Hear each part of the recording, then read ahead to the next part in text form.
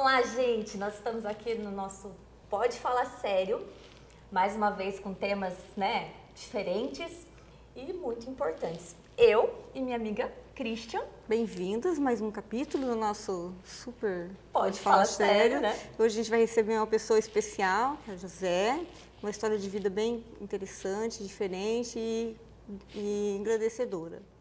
Obrigado. Primeiramente, obrigada, José, por estar aqui com a gente. Imagina, para mim é um prazer enorme estar aqui. E conta pra gente o que você faz, um pouco da sua vida, explica um pouquinho aí por que você está hoje aqui. Vamos lá. Pode Falar Sério. Primeiro, como a gente estava conversando antes um pouquinho, né? Eu gostei muito do nome, do Pode Falar Sério. Adorei esse nome. Esse nome é muito ajuda a gente saber, né, que ainda há espaço para a gente conversar sobre coisas sérias de um modo descontraído, né? Então isso é muito legal.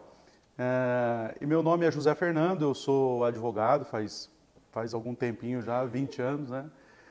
Apesar dos cabelos brancos, eu tenho 46 anos, tenho 2 filhos, né? Sou professor universitário.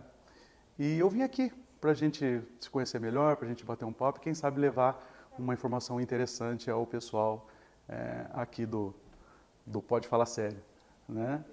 E obrigado, viu? Obrigado, eu fiquei bem feliz com o convite. Obrigado. E hoje nosso tema vai ser um tema nada... meio espinhoso. Meio delicado, Zé, eu vou te chamar de Zé, tudo bem? Ótimo, perfeito. Zé, Me chama de Zé. coloca pra gente aí por que você está aqui hoje, então. Eu fui, ao invés da gente falar sobre direito, que é a minha formação, né? A gente pode falar sobre direito e um tema meio espinhoso, assim, né? Até hoje, que é a dependência química, né? Hoje é muito difícil se falar disso, né? Não existe espaço na sociedade, muito polêmico, para que as pessoas falam sobre dependência química como se não fosse uma doença como outra qualquer, né? É uma doença que não tem cura, porém ela é tratável, né? É possível. É possível, né? É possível você fazer uma vida diferente, né? Quando você está no uso de substâncias químicas e a família está envolvida nisso, parece que não há esperança para aquela situação que está acontecendo dentro da casa, né? Então, as pessoas têm um pouco de vergonha, esse é o primeiro, né? De levantar o dedo e falar, olha, estou com um problema em casa relacionado a vício, né? E eu preciso de ajuda, né? Então, o meu objetivo de vida é isso, é usar o meu exemplo, né? Trazer aqui o meu exemplo, que isso pode acontecer em qualquer classe social, né? E qualquer idade, né? Que nem o meu foi mais tardio, mas e que existe a possibilidade de fazer um dia de amanhã diferente. Isso é o mais importante, né? É um assunto estigmatizado, né? As pessoas têm um certo tabu com esse tema, né? Como dependência química, né? Porque assim, tem muito medo, tem muita vergonha, sabe? O julgamento social é muito alto. É muito alto. É que se confunde muito, né? Você pega uma pessoa normal que eu digo assim, que trabalha, tem as coisas que faz, né? Normal, ela trabalha, aí em determinado período da vida, ela começa a fazer o uso de substâncias químicas. Então, olha como o pessoal confunde. Tem uma pessoa normal, substância química. Volta ao normal, só que fica o estigma de que já era usuário. Sim. Isso é o que fica. A parte da história boa é apagada, né? Fica aquele estigma, né? Mas ele é viciado. Mas você sabe que isso é em tudo, né? Em tudo. Você pode ter uma carreira, você pode ter uma vida exemplar. A primeira escorregada que você der, parece que as pessoas... Infelizmente é isso, né? As pessoas esquecem tudo que você fez de bom e vai se apegar só àquilo. Mas olha, naquela época, mas não sabe se a pessoa já construiu uma coisa legal, ajudou um monte de gente. É o ser humano, né? Fica sempre de escanteio. Tudo aquilo que, ainda mais na dependência química, isso aí é complicado, né? Tudo que você fez de bom desaparece, passa a ser julgado a sua vida a partir daquele momento, né? Mas ninguém pergunta por que aconteceu, né? Por exemplo, Nós vamos perguntar isso Pois é, no meu caso, né? No meu caso, eu tive, como é que eu vou dizer isso? Eu sempre, por exemplo, fiz uso de álcool, né? Durante a adolescência, fiz uso de álcool normal, certo? Só que isso vai aumentando com o passar dos dias, né? Esse consumo de álcool, ele aumenta, aumenta, aumenta. Ou seja, eu era o cervejeiro tradicional, era isso. Sem perceber, né? Então, eu sempre fui aumentando a quantidade, socialmente vai passando, vai passando, vai passando, ok. Até um momento da minha vida em que eu me encontrei numa situação que eu nunca tinha passado, né? Eu tive um problema, né, de relacionamento familiar um pouco mais grave, né? Esse foi, assim, dos gatilhos ali, né? O ponto que demarcou isso, né? Eu entrei num estado depressivo e eu não sabia o que era depressão. Mas não foi só por causa deste ponto. Estou falando que este ponto foi um dos, né? É que me fez mudar a forma de enxergar o mundo, né? E eu não sabia o que era depressão. E o que eu fiz com isso? Eu vesti uma máscara que estava feliz, mas na verdade eu estava depressivo e eu não sabia disso. E às vezes a gente não trata como doença, né? A gente acha que é uma frescura. Não trata. E aí meus dias foram ficando Você sabe por quê? Porque depressão é vista como fraqueza. As pessoas não entendem isso. Não é fraqueza, gente. Tem coisas que são neurotransmissor. E a gente tem uma capacidade, uma plasticidade, o ser humano, de se adaptar a várias circunstâncias, certo? Só que mesmo a nossa plasticidade tem um limite. Entendeu? E ele requer uma atitude. E nem sempre a gente consegue tomar a atitude que deve ser tomada, de mudança, e o corpo manda conta. O que você tocou é importante, sabe? Porque todos nós temos o direito de não estar bem. E eu sempre fui expansivo, não é? Então eu queria manter aquilo, de ser cada vez mais expansivo e mostrar que eu estava bem, sempre. Para quê? Para não preocupar meus pais, meus amigos, minha família, minha esposa, meus filhos, que eu estava bem. Mas tinha algo que estava deixando meus dias, como eu disse agora, mais cinza. Meus dias começaram a passar a ser mais cinzas, né? E aí, o que acontece? Quando você tem um problema dessa magnitude, né? Que você tem um problema de comportamento, um problema psicológico, psiquiátrico, qual que era a minha muleta? O álcool. Então, o que aconteceu? Eu tentava mascarar a situação depressiva que eu estava vivendo e ansiosa com aumento de consumo de álcool. Até certo? O álcool é liberado, né? É liberado, é mais fácil. Ele é social. Mas é um dos piores. Sim, É a porta. porque é socialmente aceito e ninguém vê problema nisso. O pessoal tem um pouco de receio em falar isso. Fala que o álcool ele é a porta de entrada, mas é isso mesmo. Eu não tenho o porquê deixar isso, de afirmar isso, porque a literatura diz isso, os psiquiatras dizem isso, né? Os psicólogos dizem isso, e os lugares que eu tive que passar para eu me tratar, é isso. Quase 100% das pessoas que estiveram na clínica comigo, em São Paulo, faziam uso de álcool, né? Então o álcool é o grande vilão dessa história, e isso precisa ser dito, né? Porque você só muda a substância, porque a dependência é igual. O estrago também é igual, né? Então, nós temos direito de estar triste. Isso é importante ser dito. Olha, não estou bem, eu não estou conseguindo mais realizar as coisas que eu fazia antes com facilidade. Uma delas é sorrir, por exemplo. E eu acho que antes de assumir, você tem que aceitar que você pode hoje não estar. Eu acho, Isso aí. e eu acho que isso daí vem de manter a imagem socialmente correta. Porque é muito difícil. É muito difícil você estar num seio familiar ou numa relação de casamento, relação de amizade, você, de repente, se apresentar como uma pessoa fragilizada. É muito estranho isso. No Brasil, principalmente, isso é muito estranho, né? E aí que as coisas acontecem. Como você disse para mim, que a acontece quando você fala da doença, né? Em Narcóticos Anônimos, isso tem uma máxima que diz isso, que a doença nasce na escuridão e morre à exposição da luz. É isso. Porque às vezes é um problema que você tem de infância.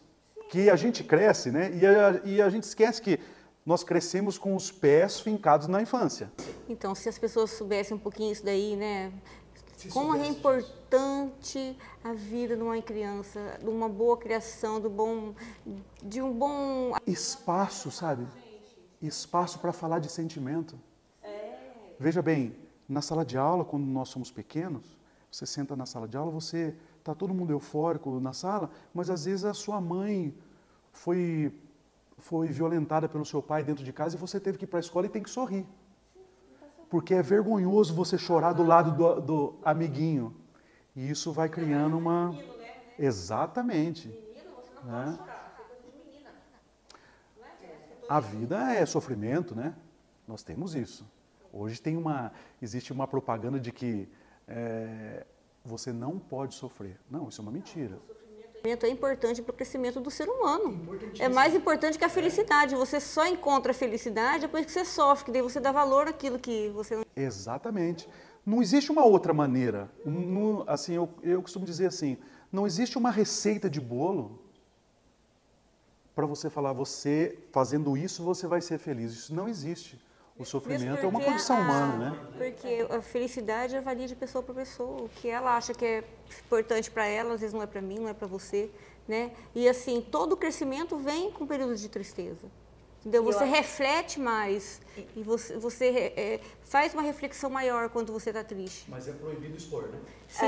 Mas eu acho que o importante disso, dessa passagem pelo momento difícil, é crescer com isso, é aprender com isso. Porque tem gente que passa simplesmente por passar. Você é um vitorioso. Sim, Há quanto tempo, José, você já está livre dessa Há 3 anos. Há 3 anos eu consegui me libertar. Né? Então, o que aconteceu comigo? Aí eu me encontrava nesse estado, né? E pelo acaso ocasional das coisas, eu conheci outras substâncias, né? Que eu não sabia que eu era compulsivo. Esse é o problema.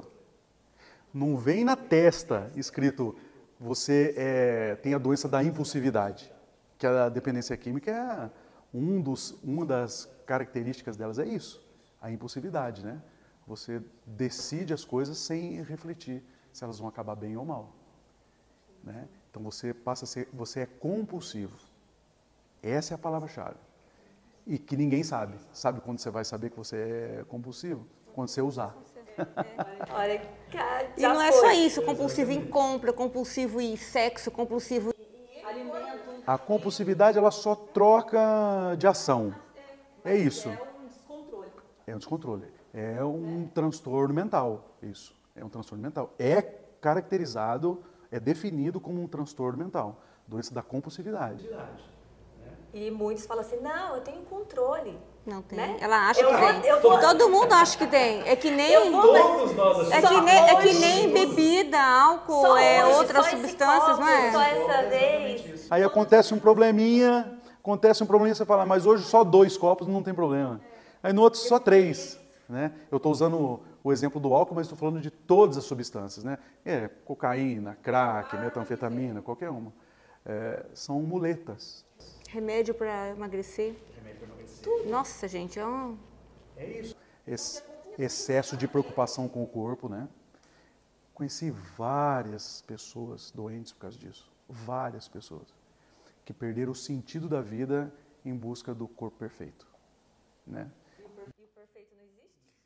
Né? Não, porque a pessoa tem uma distorção da própria imagem, dismorfismo corporal.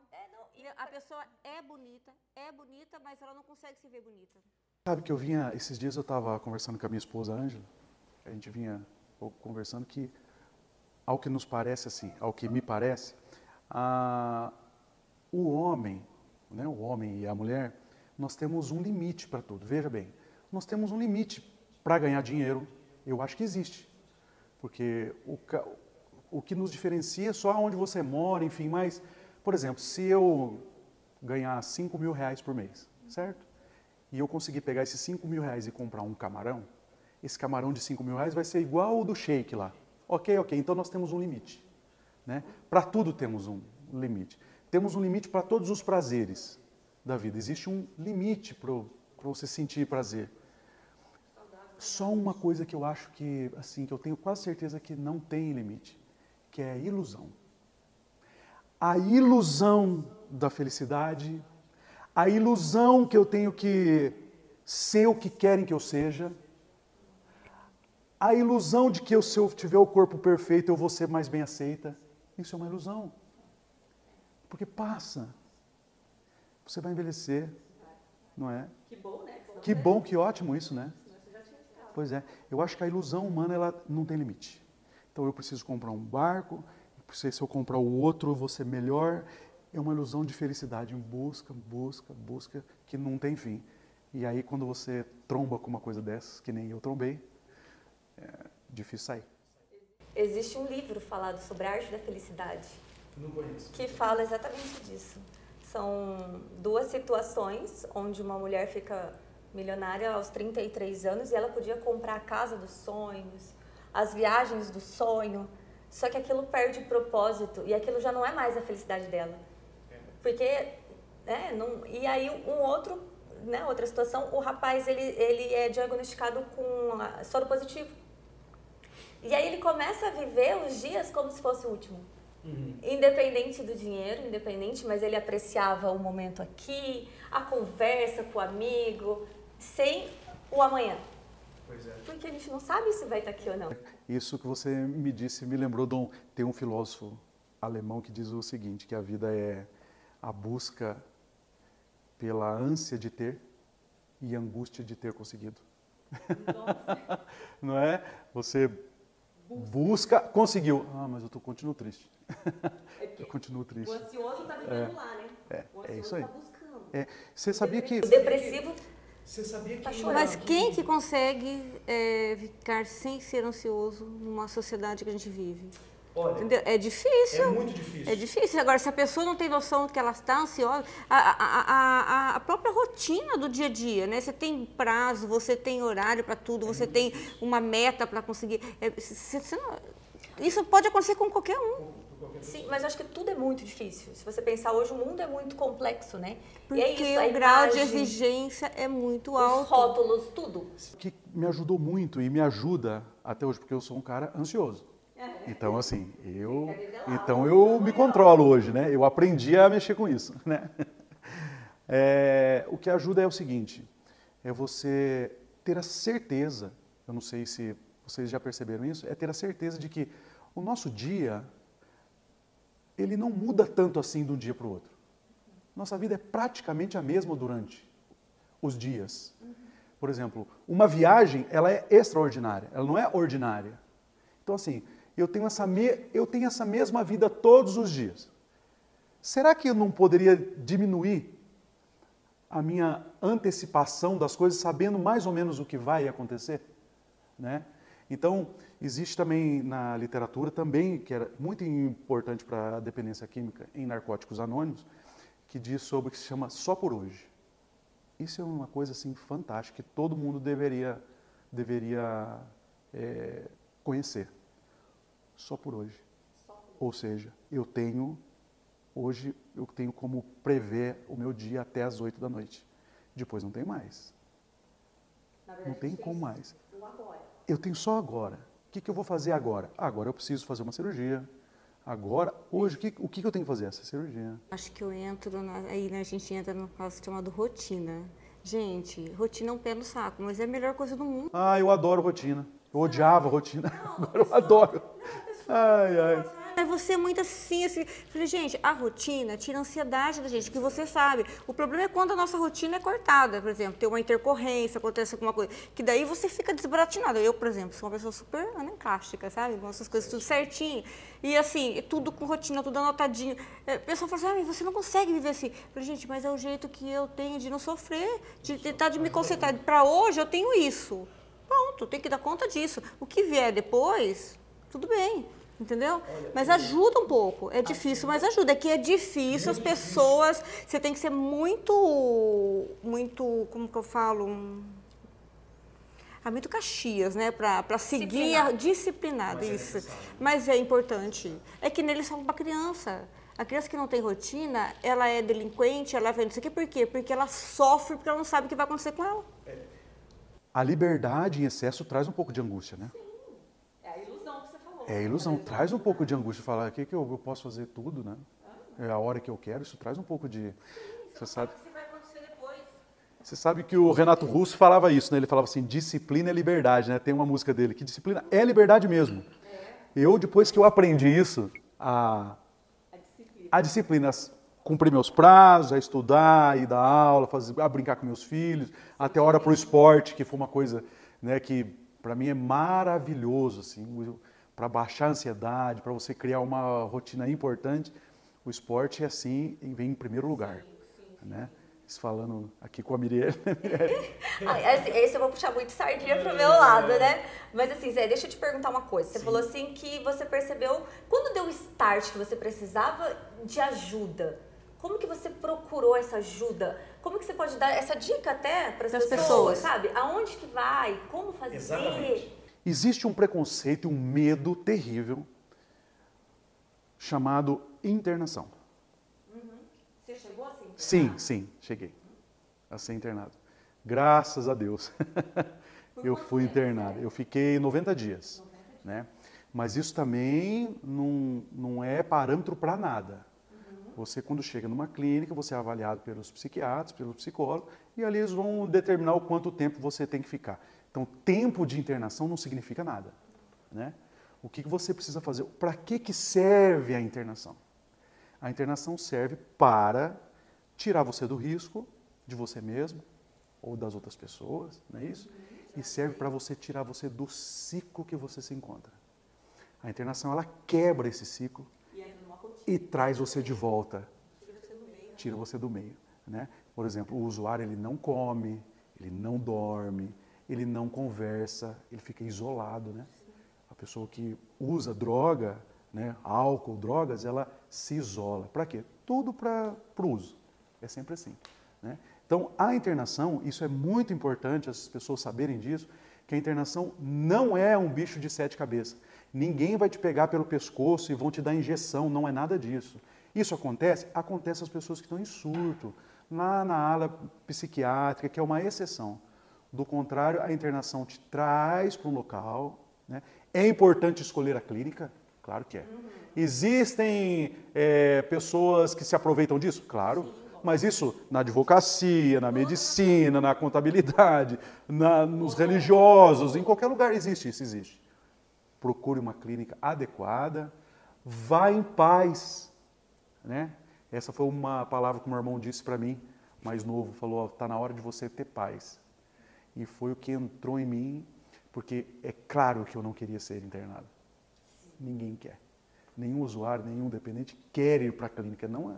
Né? A gente não quer. Uma dúvida que eu estava pensando aqui agora. O que fazer? Porque hoje você não pode internar uma pessoa que ela não quer, contra a vontade dela. O que fazer com essa pessoa que tem que ser internada, que não está dentro das suas capacidades mentais para decidir isso e não quer? A primeira coisa que pode pôr em risco vida, que vai morar na rua, entendeu? O mais importante nós precisamos ter tudo que se faz na justiça, né? Vamos falar de justiça. O que se faz na justiça para o juiz, nada existe no mundo além do mundo do processo. Ele não conhece a realidade, ele não sabe do caso concreto ali, fora do que está escrito. Então, o que é importante? Para que seja feita a interdição de alguém, para que alguém da família possa agir em nome da pessoa, é preciso que essa pessoa seja interditada. Qual é o documento essencial para isso? Um laudo médico. Nós precisamos a pessoa passar pelo pronto-socorro, mesmo que ela for usar depois. E o médico que atendeu, fazer um laudo, olha, sofre de dependência química há tanto tempo, assim, assado, está em surto psicótico, assim, assado, por causa do uso de substâncias, certo? Aí pode internar. Faz. Aí, com esse papel, com esse documento, procurar o Ministério Público ou o advogado da sua confiança para fazer o pedido na justiça. para que essa pessoa seja compulsoriamente internada. Né? Aí, para falar, quando o pessoal tem a impressão que só tem lugares no particular, mas não é. Tem o SUS também, que trata disso.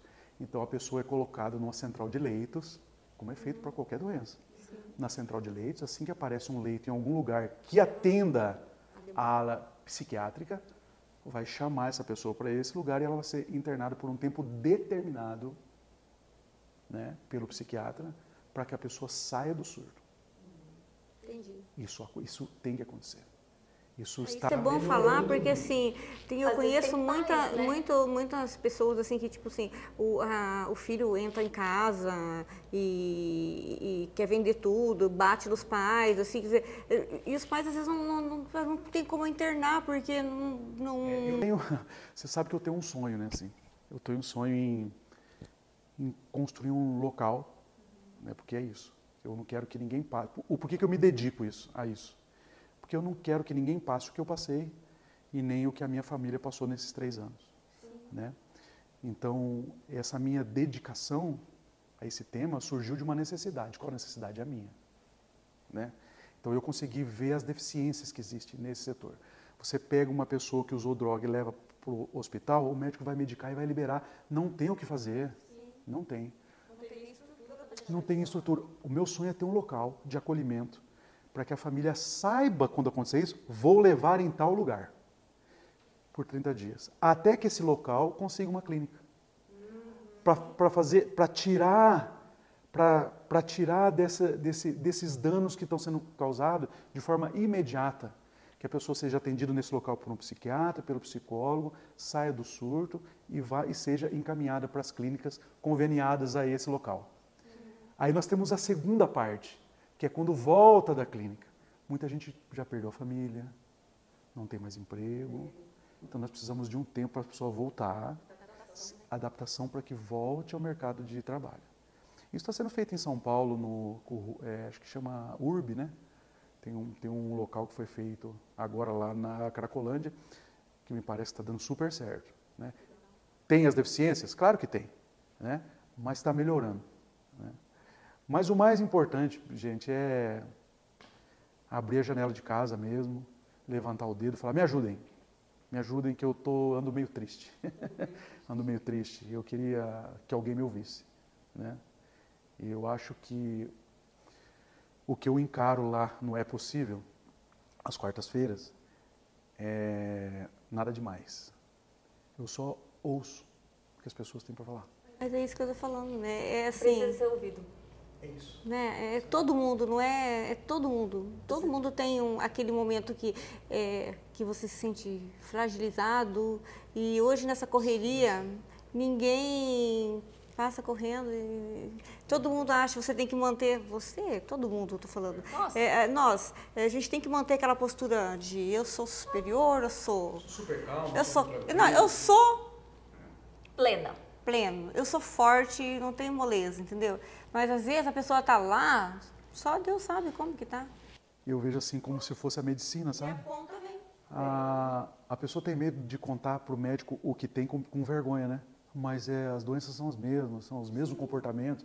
Ou seja, eu atendo pessoas lá de baixíssima renda, como de renda assim, extraordinária. Mas os problemas são os mesmos. Sim. As nossas misérias, elas são as mesmas. Sabe? É a essência humana, é isso. Isso é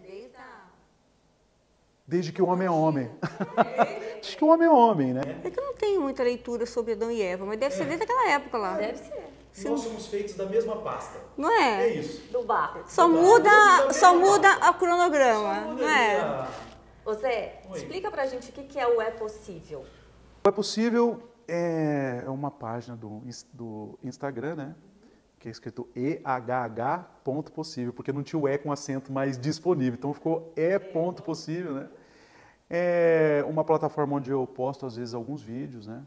Falando sobre alguns comportamentos, sobre alguns comportamentos importantes que se desenvolvem com a dependência química e que eles são normais. Né? Por exemplo, mentira. Mentira é um sintoma da doença da dependência química. É um sintoma. Você mente, a pessoa mente para proteger o vício, sempre, para manter o seu vício. Então, ela é um defeito de caráter que ela é desenvolvida no uso de substância. Quando tira o uso, ela imediatamente some. Entendeu? Então as pessoas chegam lá para mim, a família, a gente fica, ai meu Deus do céu, ele mente tanto, está mentindo tanto, que eu falo, normal, é isso aí mesmo. É um sintoma. Está tudo sob controle. Essa pessoa que você está falando não é o seu filho, não é o seu marido, não é a sua esposa. Né? Ela tá sob efeito e o cérebro dela está trabalhando de uma forma completamente diferente. Né? Então esses sustos assim que a pessoa toma, porque realmente é muito estranho, né? A pessoa começa a desenvolver defeitos de caráter que ela não tinha antes. Né? Começa a não querer mais frequentar lugares. Né? Para justificar o uso de tudo. Por quê? Porque a substância química ela age num lugarzinho no cérebro que chama sistema de recompensa. É isso. É muito maior que a gente. É igual é o vício da dopamina. Isso aí. Você leu aquele livro, A Geração Dopamina? Nossa, é super bom. Fala sobre isso. Eu acho que a minha esposa leu. Então, é um livro assim que é um livro que tem dados científicos, mas ele fala que hoje a infestação dos viciados em dopamina. E não é só droga, não é droga. É um tipo de comportamento, entendeu? Que te dá prazer, libera dopamina e assim a dopamina cada vez precisa de mais estímulo para você manter o mesmo nível e você vai até o ponto que isso torna um vício igual droga, álcool, tudo que a pessoa larga o meio dela para viver. Exatamente isso. É muito legal isso. Exatamente isso. Muito legal. Na drogadição, a pessoa busca, olha só como é que o nosso sistema funciona, assim, de um modo muito simples, né? Porque eu não sou médico, mas é mais ou menos isso. Você usou a primeira vez qualquer tipo de substância. As outras tentativas que você usa é para buscar a sensação de prazer da primeira dose, que você nunca mais vai usar, nunca mais vai ter. Você nunca mais tem. O que acontece? Ilude. A ilusão de novo. A ilusão de novo, ela não tem limite. Né? Então você cada vez doses maiores para atingir níveis de dopamina maiores e aí que acontecem as tragédias como a morte, né? Morte súbita. E assim, Zé, além do canal do Instagram, você tem um espaço? Eu tenho um espaço, né? Que se chama É Possível, que todas as quartas-feiras as pessoas mandam mensagem para mim no Instagram, depois eu passo meu WhatsApp, enfim, marcando para conversar, para expor uma realidade que existe em casa, na família ou de um amigo, para a gente tentar convencer a pessoa de que ela não merece aquilo, né?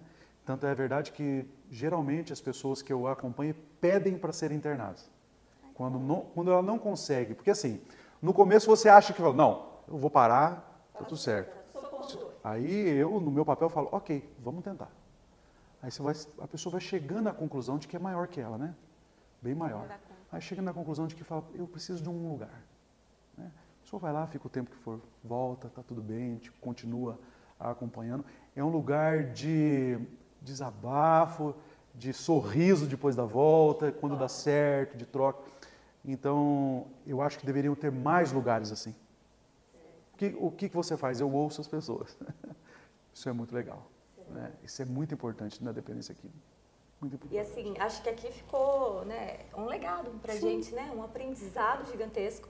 A gente deixa isso aí, procurar o É Possível, o Instagram, conversar com o Zé, que vai ser incrível também.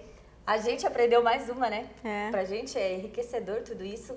Com certeza vai ter continuação de tudo isso, Zé. Obrigado. Porque tem muita coisa pra gente falar, né? É vasto. Mas hoje a gente quer agradecer e dizer, gente, comenta, curte, pergunta aqui pra gente. Vai ser um prazer, né? Sim. Continuar a nossa conversa. Estou à disposição sempre. Eu tenho isso como missão. Eu estou aqui me expondo realmente para que o meu grito não seja só meu. Isso que eu quero que as pessoas falem que estão com problemas. porque o final é muito ruim. O caminho já é duro e o final é muito triste. Então é só levantar a mão e falar assim, eu estou com um problema. Vamos conversar? É isso. Existe a possibilidade, existe a saída. Ninguém merece permanecer, passar uma vida toda sendo escravo de alguma coisa que realmente ela não precisa existir. Você pode fazer uma vida bem diferente. E é isso, gente. Fica essa mensagem. Pode Falar Sério agradece. Zé, Obrigada. muito obrigada. Obrigado a vocês. Foi um prazer te Muito receber, feliz. você se abrir seu coração, né?